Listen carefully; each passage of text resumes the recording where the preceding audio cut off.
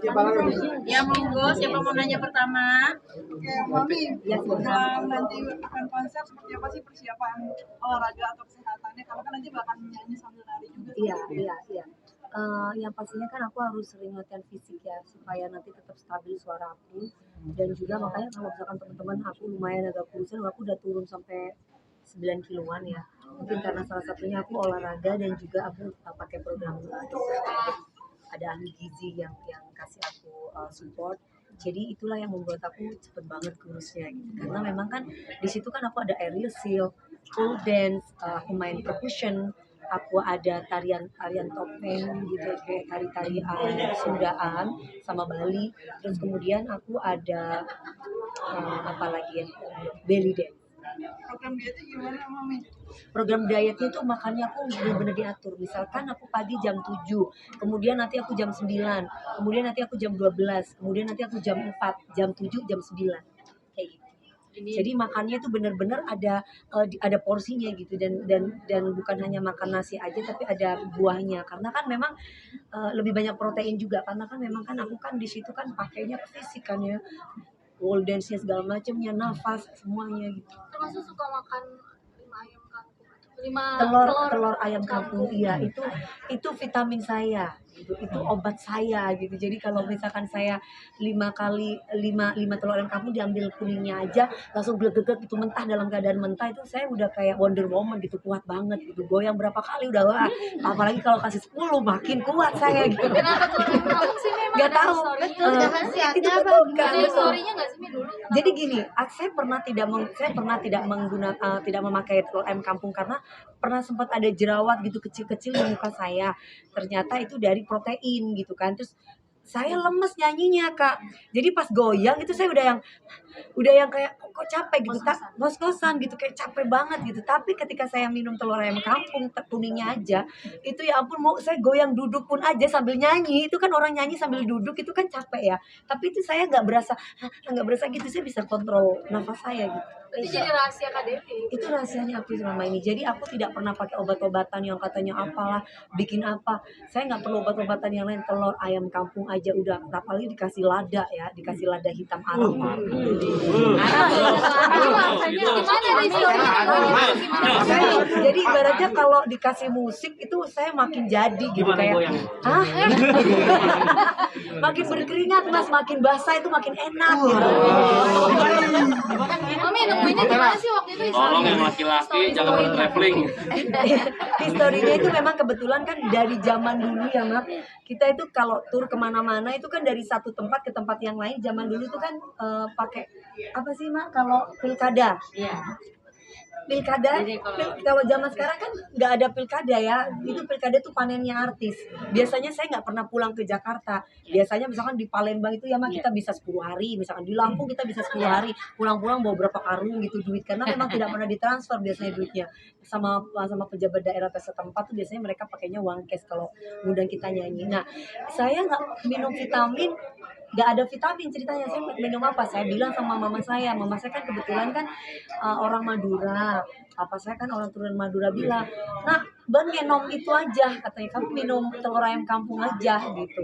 Dia apa sama kasih lada, minta lada, kalau nggak ada lada hitam Arab minta lada aja pokoknya. Saya kasih lada itu, akhirnya saya minum, tapi dalam keadaan mentah. Jadi dibuka, putihnya diambil gitu ya, dibuang, terus tinggal kuningnya telur dikasih tuh lada, langsung diglek 1, 2 sampai berapa kali nih kuatnya gitu. Dan saya nggak capek-capek, nggak. Jadi kalaupun keluar biru-biru kaki saya kan, saya kalau goyang tuh kan kayak gini kan, duduk di bawah gini kan.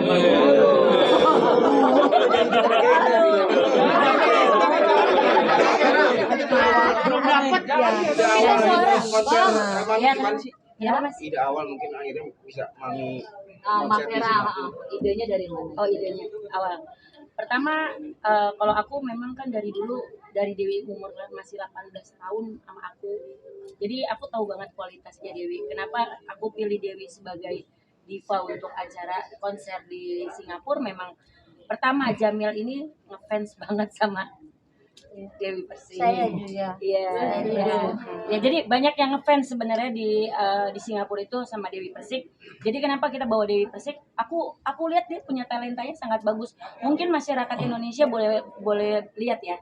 Dewi acting bisa, nyanyi dangdut bisa, rock bisa, pop bisa, dia semua bisa, berbagai genre dia bisa. Jadi kalau memang ditampilkan di konser di Singapura ini, aku mau ngasih yang terbaik diva Indonesia dibawa ke Singapura buat aku kasih tahu bahwa di Indonesia ada loh diva yang bisa menyanyikan apa aja, genre apa aja, dan dia bisa ngapain aja. Ini anak gue nggak tahu dia tenaganya multi talented banget ya. Terus Makanya doain aku sehat ya Man, nanti. amin, soalnya setelah ini kita masih ada berikutnya lagi. Pak, spesialnya lokasinya apa sih? Lestari. Di Star Theater itu di Singapura itu kalau boleh jujur namanya benar-benar tempat konser terbesar di Singapura dengan kapasitas 5.200 orang. Mak tadi katanya selain Singapura ada 5 negara lagi tuh apa ya Mak? Bocoran satu Jadi lagi itu apa? Asia.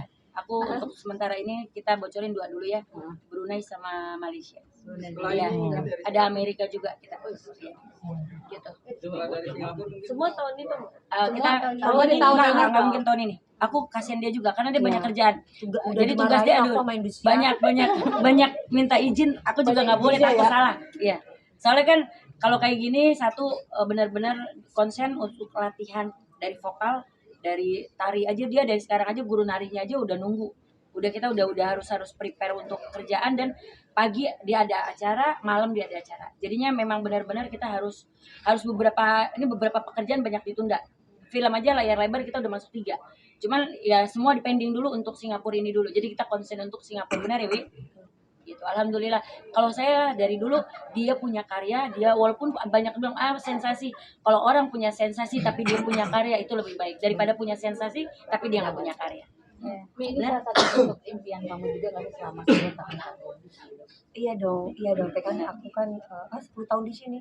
10 tahun. 10 tahun tadi. Aku udah 21 tahun. 21 tahun. Kemarin aku pernah konser online 20 Online ya. ya. Itu kita kan dapat keuntungan kan lumayan juga kan di situ. Cuman kan kerjasamanya aku waktu itu sama video.com dari Indosiar. Jadi semuanya dari mereka. Gitu. Termasuk keuntungannya pun juga bersama mereka.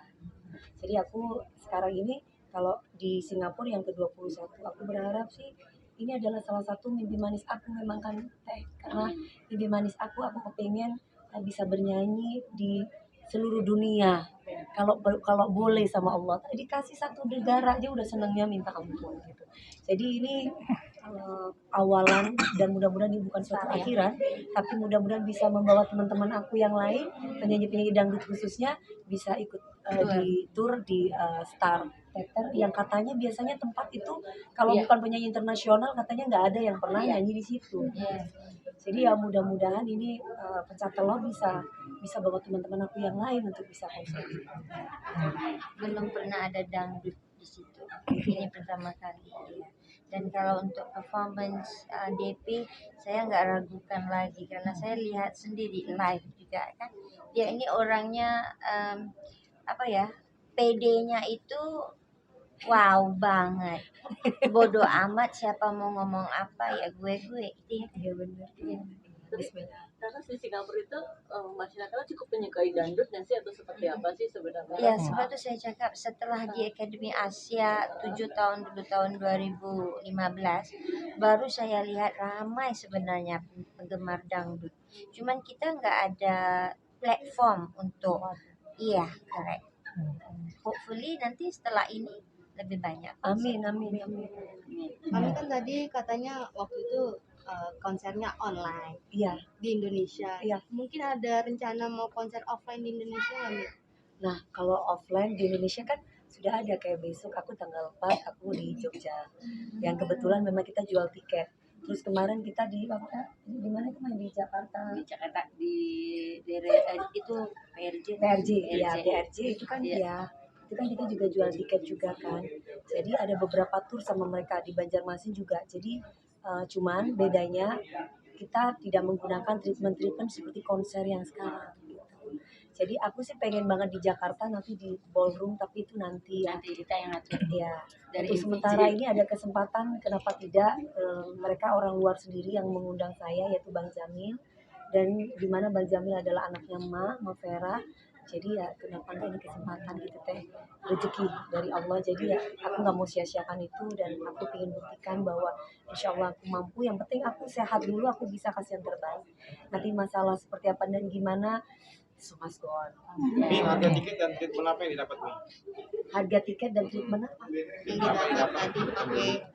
Oh iya, Apa yang tadi oh iya. Jadi nanti buat untuk ini kan kebetulan kita kerjasama dengan berangkat berangkat ID. Jadi di sini bekerja sama dengan travel.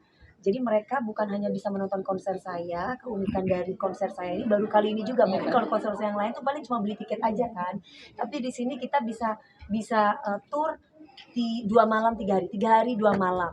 Jadi makan, transportasi, kemudian keliling atau jalan-jalan ke wisata Singapura, itu semua ditanggung oleh kita, dan juga bisa nonton konser aku juga.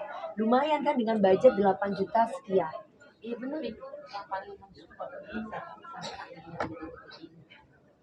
Yang paling mensupport aku sampai ada di titik ini ya pasti selain ibu aku, yang kedua ya best camp military lifestyle. Itu adalah teman-teman aku semuanya, sahabat-sahabat aku semuanya yang berkecimpung, yang mendukung, yang mensupport gimana aku bisa sukses, dan yang tentunya juga fans aku DP Lovers, karena tanpa mereka aku tidak akan mungkin ada di sini. Ada yang mau nanya berapa fees DP untuk konser ini? Mau tahu nggak? Tanyalah orangnya. Saya tahu, tapi biar orangnya yang bilang. Wow banget. Pokoknya Visinya. ya alhamdulillah lah. Bilang Karena lah. budget nggak boleh dibuka, nanti bisa. bahaya kita. Saya cuma Gak bisa. apa-apa sih, aku bayar pajak sih Kak. Oh, bayar Ya pajak. cuman kemarin cuma agak gimana gitu ya, karena kan aku ditanya kok bisa punya rumah gede gitu. 20 tahun Pak aku berkarir. Teman-teman aku keluar negeri jalan-jalan, aku kadang di rumah aja, aku nabung Pak. Ini rajin, ini anak pinter nyimpen duitnya. Saya tuh pinter nabung Pak. Teman-teman aku main-main kemana-mana duit saya simpen. Sampai akhirnya saya bangun-bangun sendiri dari kecil, sampai akhirnya gitu. Ditanya dari mana, saya kerja Pak, matanya sampai ini aja, mata saya dioperasi kemarin. Dioperasi fat transfer. Jadi bukan karena aku dioperasi, ini bukan dioperasi plastik, karena kebanyakan nangis dari sinetron Mimpi Manis, dari sinetron dulu ya Mak. Itu kan aku kan kebanyakan nangis kan sinetron. Jadi sampai berotot, jadi ada benjolan di bawah mataku. Iya. Sehingga dokter bilang harus angkat, nggak bisa kalau enggak di sini aku cekong terus dan hitam. Jadi kata dokter yang otot yang sampai kayak kecil-kecil telur itu harus dibuang supaya dan juga dikasih fat transfer. Ini kan masih bengkak baru 2 minggu. Kata orang-orang, dioperasi plastik kayak Lucinta Luna katanya gitu. Itu ramai juga tuh Mi. Bener ya. Jadi hasil akhirnya nggak jadi gini. iya. Jadi nggak Jadi operasi, ini Mi. bukan operasi plastik, tapi karena memang di bawah mata aku ini ada benjolan ya Mak. Jadi kanan dan kiri itu berbeda. Ada benjolan otot karena kebanyakan nangis sampai berotot. Jadi dari kecil aku kan biasa kalau nangisnya itu kan selain nangis dikasih tetes mata, itu bahayanya tetes mata itu. Jadi sampai kadang ada uratnya gitu di sini, ototnya itu sampai Kelihatan. Jadi kan aku coba bayangin, terlepas aku sebagai penyanyi, sinetron saya kan stripping kan sampai berapa tahun, 2 tahun terus, nggak pernah yang sebentar-sebentar, dan rata-rata semuanya protagonis. Saya harus menangis, bayangin tiap hari. Jadi efeknya ya seperti itu, bawahnya di sini cekong. Akhirnya dokter bilang coba nanti kita angkat bagian yang kayak biji ketumbar itu yang di sini, terus kemudian kita langsung kasih fat transfer supaya apa? Supaya normal lagi. Ini baru bengkak aja tapi nanti akan kembali normal. Tadi Baru 2 minggu. rasanya seperti apa, bisa sudah enakan kah atau gimana? Ini kalau agak gini lama itu masih capek, masih betul gitu. Jadi aku mesti istirahat, berjamin mata. Makanya ketika aku pole dance itu kan kita nggak boleh apa nekan gitu.